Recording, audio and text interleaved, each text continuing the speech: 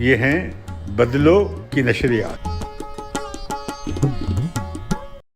رخ ہے آنکھوں کا روشنی کی طرف، رخ ہے آنکھوں کا روشنی کی طرف، ختم ہوتی ہوئی خوشی کی طرف، رخ ہے آنکھوں کا روشنی کی طرف، ختم ہوتی ہوئی خوشی کی طرف، آج کوئی نہیں ہمارے ساتھ، آج کوئی نہیں ہمارے ساتھ، اور ہم بھی نہیں کسی کی طرف۔ السلام علیکم ناظرین، میں ہوں عائشہ ظفر، بدلو کی نشریات میں ایک دفعہ پھر آپ کے ساتھ۔ جیسا کہ آپ جانتے ہیں کہ ہمارا پروگرام کافی ہاؤس شعر و ادب پر مبنی ہے، اور ہماری یہ کوشش ہوتی ہے کہ ہم ہر دفعہ کسی شاعر کے بارے میں بات کریں، کوئی نئی غزل آپ کو سنوائیں، یا جو ہمارے مشہور ادب سے متعلق فن پارے ہیں ان کی بات کریں، ان کے بارے میں بات کریں۔ اسی سلسلے میں آج ہم نے دعوت دی ہے اختر شمار صاحب کو، جو اردو ادب کے استاد ہیں، 30 سے زائد کتابوں کے مصنف ہیں، تحقیق کرتے ہیں، تنقید کرتے ہیں اور غزل بھی کہتے ہیں۔ تو آج ہم بات کریں گے ان کی شاعری پر۔ اس کے ساتھ ہمارے ساتھ ہیں پروفیسر تنویر حسین صاحب، وہ اپنی ذات میں خود ایک انجمن ہیں، اردو ادب کے استاد ہیں، انہوں نے بھی 30 سے زائد کتابیں لکھی ہیں اور مزاح پہ بہت زیادہ بات کی ہے، تو ہم ان سے مزاح کے بارے میں بھی پوچھیں گے۔ اس کے علاوہ ہمارے ساتھ یاسمین حمید صاحبہ بھی موجود ہیں، ہم ان سے کوئی ایک شاعری سنیں گے، اور ہمیشہ کی طرح علامہ صدیق اظہر تو میرے ساتھ موجود ہی ہیں۔ تو ہم شروع کرتے ہیں آپ سے، اختر شمار صاحب سے۔ السلام علیکم۔ جی بسم اللہ۔ خوش آمدید ہمارے پروگرام میں۔ بہت شکریہ جناب، جی، نوازش۔ آپ نے جو ہے 30 سے زیادہ کتابیں لکھیں، اور ہر کتاب ایک طرح سے مختلف ہے، جس میں آپ نے شاعری بھی کی، آپ نے کہانی بھی لکھی، پھر کالم نگاری کے بھی آپ کے جو ہے اس پہ مشتمل کتاب ہے۔ تو کس طرح سے آپ ان ساری چیزوں کو دیکھتے ہیں، اور آپ کے خیال میں آپ کی کتاب جو ہے وہ کون سی آپ کی فیوریٹ کتاب ہے اور کیوں؟ تھینک یو جی، بہت شکریہ۔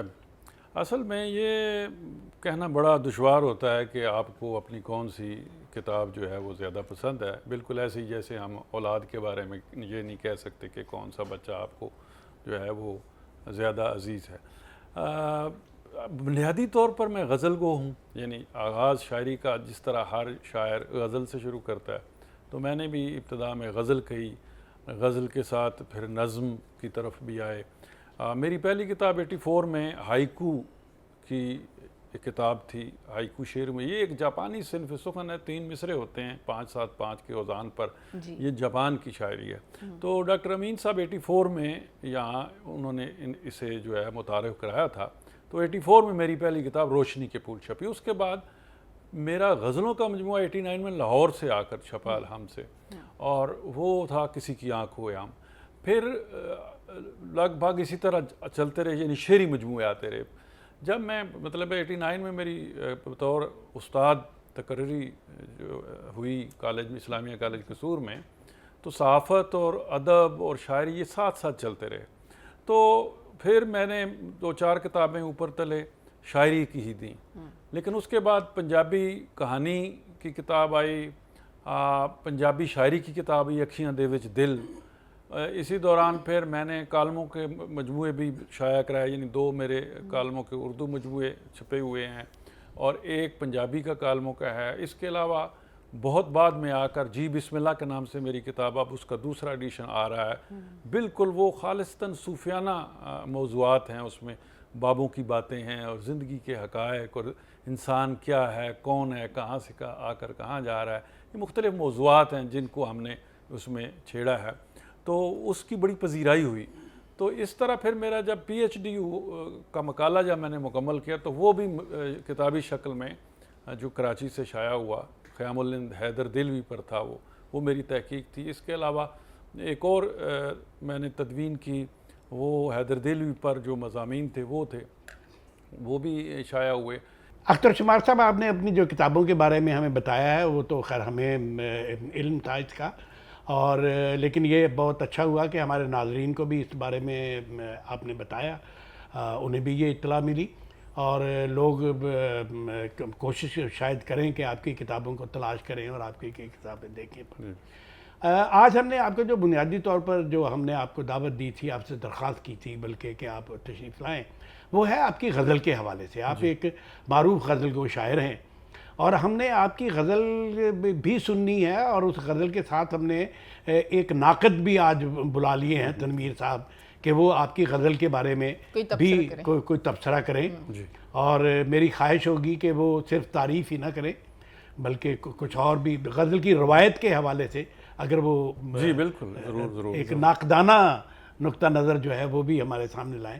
تو اب جی میں سناتا ہوں. جی یہ ایک غزل ہے جی کہ عرض کیا ہے کہ لوگ دولت کے پرستار ہوا کرتے تھے.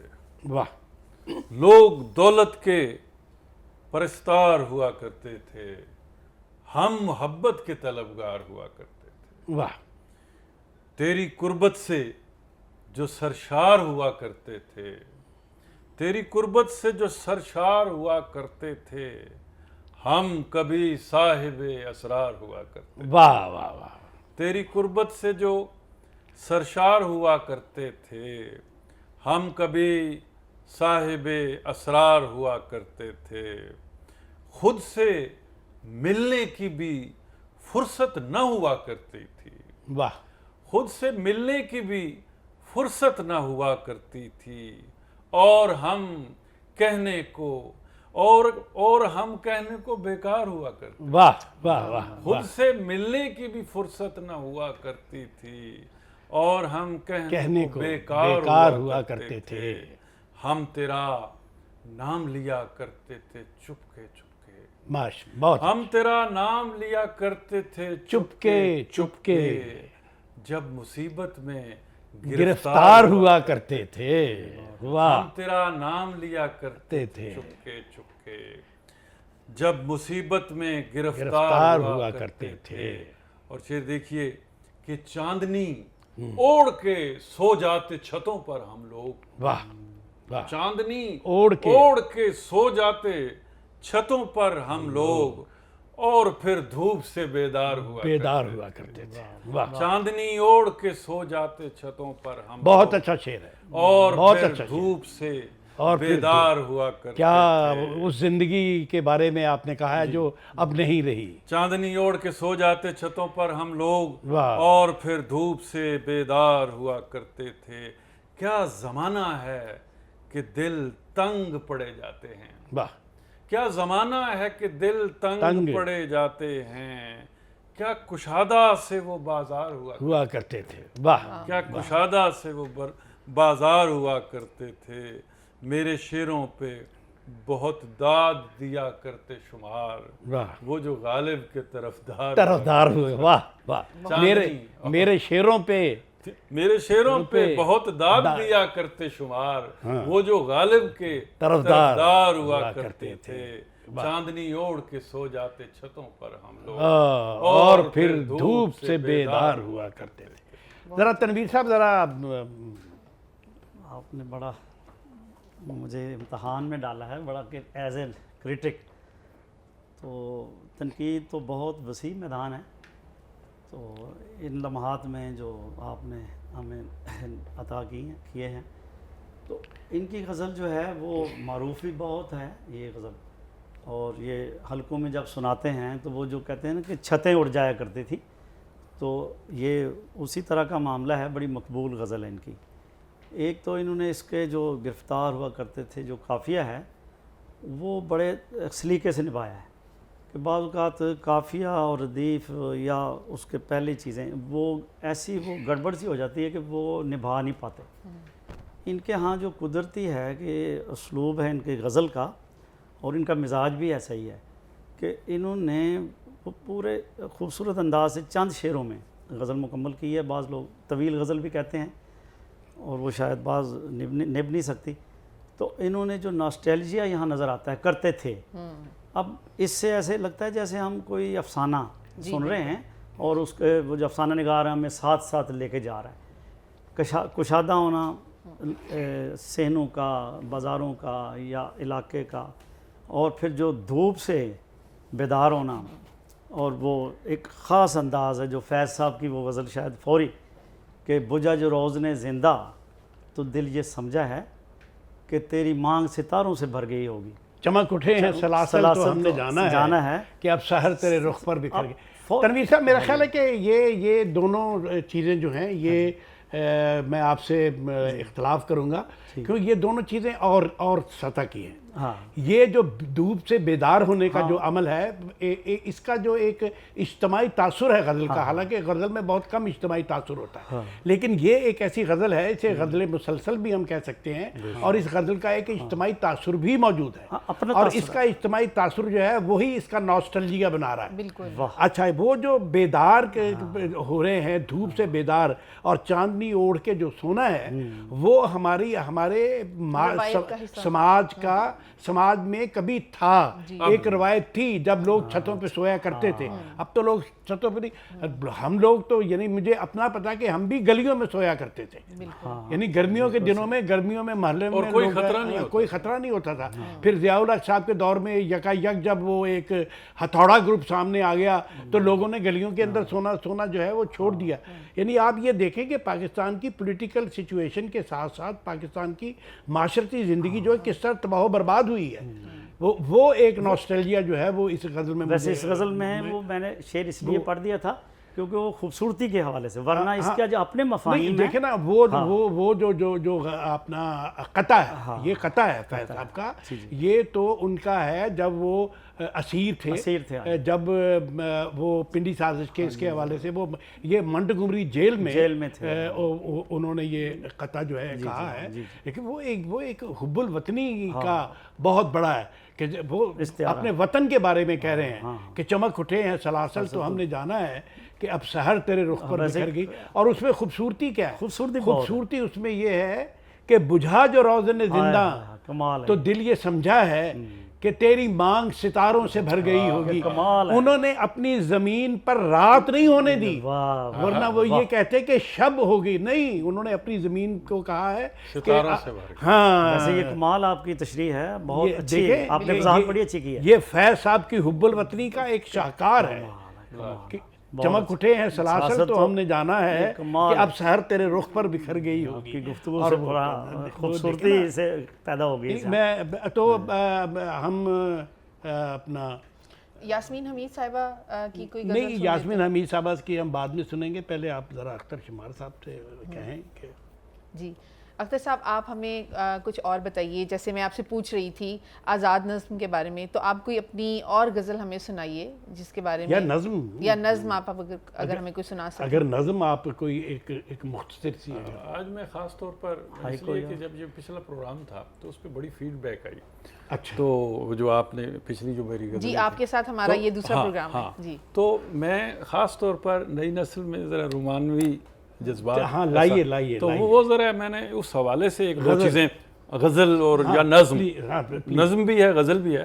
تو بالکل ہی ایک ابتدائی دور میں جب ہم لڑکپن میں کالج کے زمانے میں نے ایک نظم کہی تھی، اور یہ تقریباً 81-82 کی بات ہے، اس دور کی. آپ کہتے ہیں تو نظم سنا دیتا ہوں، ورنہ غزل بھی سنا سکتا ہوں. میرا خیال ہے غزل اگر آپ چلیں. میرے دل سے سلوک ایسا ہی ہونا چاہیے تھا. واہ. میرے دل سے سلوک ایسا ہی ہونا چاہیے تھا، اسے بھی توڑنے کو ایک کھلونا چاہیے تھا. بہت.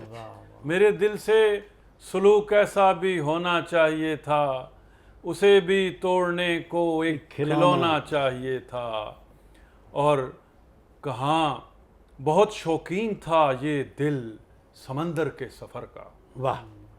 بہت شوقین تھا یہ دل سمندر کے سفر کا، اسے تو گہرے پانی میں ڈبونا چاہیے. واہ. بہت شوقین تھا یہ دل سمندر کے سفر کا، اسے تو گہرے پانی میں ڈبونا چاہیے تھا. اور کہاں یہ گوشے گوشے میں لیے پھرتی ہے گردش. واہ. کہاں یہ گوشے گوشے میں لیے پھرتی ہے گردش، مجھے تو بیٹھنے کو ایک کونا چاہیے. واہ. کہاں یہ گوشے گوشے میں لیے پھرتی ہے گردش، مجھے تو بیٹھنے کو ایک کونا چاہیے تھا. اور کہاں ہیں وہ میرے احباب آخر سب کہاں ہیں؟ واہ واہ کہاں ہیں وہ میرے احباب آخر سب کہاں ہیں؟ انہیں مشکل میں میرے ساتھ ہونا چاہیے تھا. کہاں ہیں وہ میرے احباب آخر سب کہاں ہیں؟ انہیں مشکل میں میرے ساتھ ہونا چاہیے تھا. یہ ممکن تھا وہ جانے کا ارادہ چھوڑ دیتا. واہ یہ ممکن تھا وہ جانے کا ارادہ چھوڑ دیتا. مجھے اس سے لپٹ کر ایسے رونا چاہیے. واہ یہ ممکن تھا وہ جانے کا ارادہ چھوڑ دیتا. مجھے اس سے لپٹ کر ایسے رونا چاہیے تھا.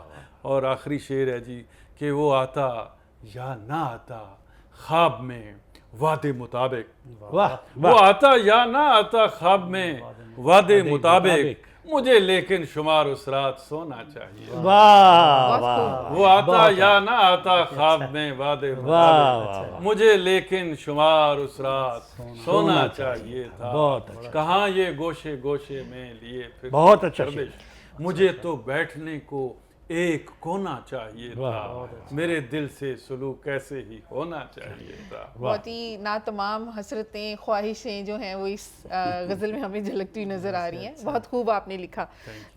جی میرا سوال پروفیسر تنویر حسین صاحب سے بھی ہوگا کہ آپ بھی شاعری کرتے ہیں لیکن آپ نے مزاح بھی لکھا. تو آپ کے خیال میں ان دونوں نظموں کا غزلوں کا اور مزاح کا جو ہے وہ کیسے آپ ان کو دیکھتے ہیں اور آپ کے خیال میں وہ کیسے اس کو مختلف بناتا ہے؟ یہ بڑا اچھا آپ نے عالی احمد سرور صاحب نے لکھا تھا کہ جو شاعر کا دماغ ہے نا اس کے بالکل برعکس پرواز کرتا ہے مزاح نگار کا. جی وہ جس طرح سنجیدہ بات کرتے ہیں تو مزاح نگار جو ہے وہ ایک تو سنجیدہ بات کر کے وہ سمندر سے لاتا ہے نا وہ جو موتی لے آتا ہے تو مزاح نگار یا اس طرح وہ سمندر میں سے جوتا نکال کے لے آتا ہے. وہی لوگ ہنس پڑتے ہیں ہنس پڑتے ہیں لوگ. ایک سنجیدہ عمل ہو رہا ہے وہ دوسرا ایک ایسا عمل کر کے دکھا دیتا ہے. تو یہ زندگی میں تو مزاح شاعروں کے اندر تو بہت زیادہ ہے. غالب کا آپ دیکھیں شوخی و ظرافت کا کتنا لوگوں نے لکھا ہے ان پر. وہ رامپور گئے تو رامپور کے نواب کے ساتھ کھڑے تھے جب وہ ادھر سے دہلی سے تو وہ کہنے لگے کہ اچھا بھی انہوں نے کہیں جانا تھا تو نواب صاحب کہتے ہیں اچھا میں سپرد خدا میں اب جا رہا ہوں لکھنؤ کی طرف. کہنے لگے اللہ تعالیٰ نے تو مجھے آپ کے سپرد کیا تھا آپ فوراً مجھے خدا کے سپرد پھر کر رہے ہیں. تو اس طرح یہ ہے کہ یہ چیزیں بعض اوقات اگر کانسنٹریٹ کریں تو مزاح از خود آپ کے معاشرے میں لوگوں کے لوگ بعض اوقات گفتگو خود پوری کی پوری مزاح پر مبنی کر رہے ہیں. مزاح پر میرا خیال ہے کہ پاکستان میں جو ہے وہ مزاح نگاری جو ہے شاعری میں تو دلاور سگار نے بہت بڑا ان کا نہیں بلکہ یہی سوال کرنے والی تھی اختر شمار صاحب سے اچھا کہ آپ شاعری میں کیا جو ہے مزاح نگاری یا مزاحیہ ہے شاعری بہت بہت اچھی خاص میں کر نے خود غزلوں لکھی ہے. انہوں نے خود یہ مشاعرے لوٹے ہیں. دیکھیں میں کوئی آپ شعر آپ اگر ہمیں سنائیں. ہاں سنائیے. مزاح مزاح کا کو مزاح کا ہے کوئی ان کے ہیں میں پیش کر دیتا ہوں. اگر آپ اصل میں وہ ذرا سنجیدہ چل رہا تھا تو اس لیے میں جی علامہ صاحب آپ کچھ کہہ رہے تھے؟ نہیں میں تو یہی کہہ رہا تھا کہ چلیں جی مزاح سن لیں. مزاح سنائیں. آپ کی جانم بھلے منہ زور ہونی چاہیے. واہ آپ کی جانب جانم آپ کی جانم ہاں بھلے منہ زور ہونی چاہیے. دوستو زوجہ مگر کمزور ہونی چاہیے. واہ واہ آپ کی جانم بڑا اچھا ہے. بھلے منہ زور ہونی چاہیے. اچھا دوستو زوجہ مگر کمزور ہونی چاہیے. اور خود بنا کر دیتی ہے سگریٹ وہ اپنے ہاتھ سے. واہ واہ واہ. خود بنا کر دیتی ہے سگریٹ وہ اپنے ہاتھ سے. اس کی پھر تعریف بھی ہر طور ہونی چاہیے. واہ واہ اور اتنی اچھی ہے میری بیگم کہ اب میں کیا کہوں. واہ اتنی اچھی ہے میری بیگم کہ اب میں کیا کہوں. ایسی بیوی تو میری ایک اور ہونی چاہیے. اتنی اچھی ہے میری بیگم کہ اب میں کیا کہوں. ایسی بیوی تو میری ایک اور ہونی چاہیے. بیویاں گر دو ہی رکھنی ہے تو لازم ہے میاں. واہ بیویاں گر دو ہی رکھنی ہیں تو لازم ہے میاں. ایک پنڈی دوسری لاہور ہونی چاہیے، یہ دیکھ لیں، بیویاں اگر دو ہی رکھنی ہے تو لازم ہے میاں، ایک پنڈی دوسری لاہور ہونی چاہیے، اور واجبی صورت بھی اندھے عشق میں کترینہ ہے، واہ واہ، واجبی صورت بھی اندھے عشق میں بہت اچھا ہے، کترینہ ہے، عاشقوں کی کچھ نظر کمزور ہونی چاہیے، واہ واہ، بہت عاشقوں کی کچھ نظر کمزور ہونی چاہیے، مل ہی جائے گی کبھی گڈی اڑانے کے لیے، مل ہی جائے گی کبھی ڈور ہونی گڈی چاہیے، اڑانے کے لیے، ہاتھ میں لیکن تمہارے ڈور ڈور ہونی چاہیے، بہت اچھا ہے، اور اپنا تو ہر کام رشوت ہی سے نکلا ہے شمار، واہ، اپنا تو ہر کام رشوت ہی سے نکلا ہے شمار، اب تو محبوبہ بھی رشوت خور ہونی چاہیے۔ واہ واہ واہ واہ، تو یہ بہت بس کبھی کبھی نا سنجیدہ شعر کہتے ہوئے کوئی ایسا قافیہ آ جاتا ہے کہ خود بخود ادھر بندہ شگفتگی کی طرف اب ناظرین سے کو ہم یاسمین حمید صاحبہ کی ایک نظم اور ایک غزل جو ہے وہ سنوائیں گے۔ بہت شکریہ، بہت ہی لطف آیا آپ کی غزلیں سن کر۔ اب آخر میں ہم سنیں گے یاسمین حمید صاحبہ کی غزل۔ یاسمین حمید بلا شبہ ایک معروف شاعرہ ہیں، اور ہم شکر گزار ہیں کہ وہ بھی ہمارے ساتھ اس پروگرام میں آج شامل ہیں، تو سنواتے ہیں آپ کو ان کی غزل۔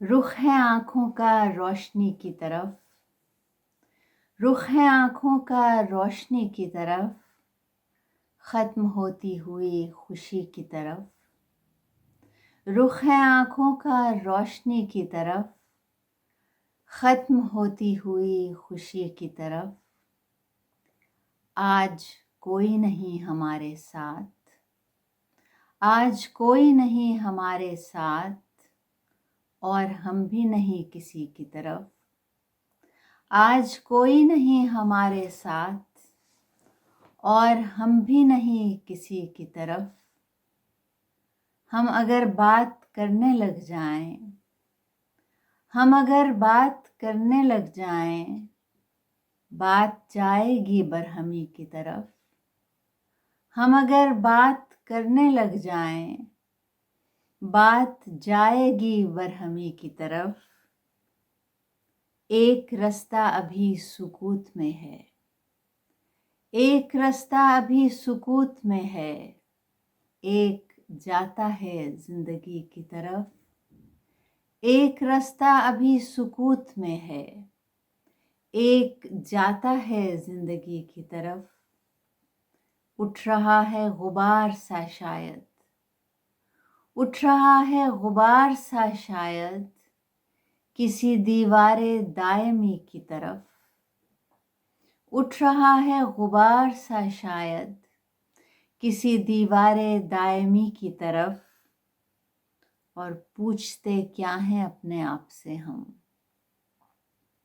پوچھتے کیا ہیں اپنے آپ سے ہم، دیکھتے کیا ہیں ہم کسی کی طرف، پوچھتے کیا ہیں اپنے آپ سے ہم، دیکھتے کیا ہیں ہم کسی کی طرف، اور آخری شعر ہے کہ ایک وقفہ ہے درد کا اور پھر، ایک وقفہ ہے درد کا اور پھر ہم بھی ہو جائیں گے اسی کی طرف، ایک وقفہ ہے درد کا اور پھر ہم بھی ہو جائیں گے اسی کی طرف، آج کوئی نہیں ہمارے ساتھ، آج کوئی نہیں ہمارے ساتھ، اور ہم بھی نہیں کسی کی طرف۔